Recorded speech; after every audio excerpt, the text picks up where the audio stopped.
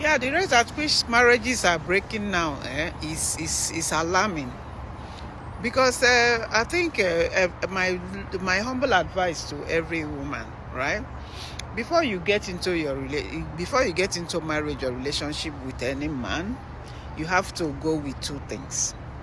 Two things: one, your head, and then your heart.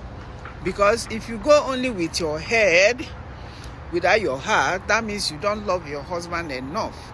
And you can't be that emotional. You only go there because you are thinking of profit. What will I gain from this relationship, right? When the man say put one, you will be like, why did he ask me to put one? How many did he put before asking me to put one? It's a lifelong investment, right? Because if two of you are not benefiting equally into the relationship, then one person is not telling the other person the truth.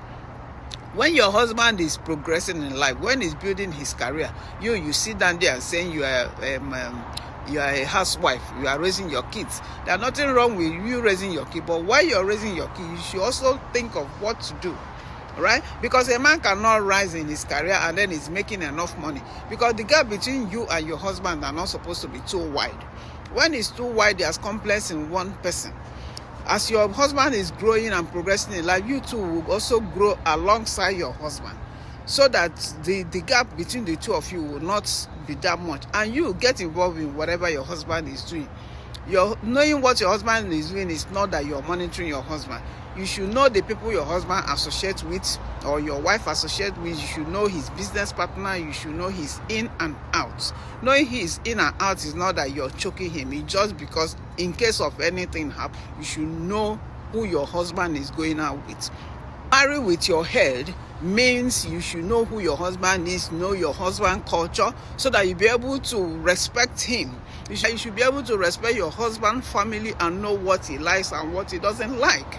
You have to sacrifice, you have to contribute to that relationship. Because if you don't love a man enough, you will not contribute. If you don't love a man enough, you will not sacrifice, you will not respect the person. You will not really so much get involved in that relationship.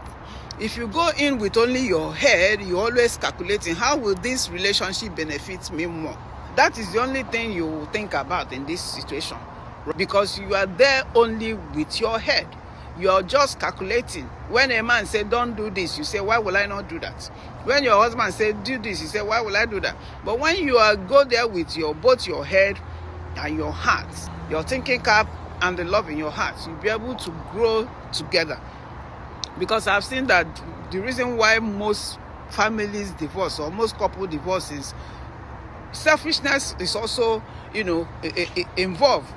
Men should be the head of home, not only being head in authority.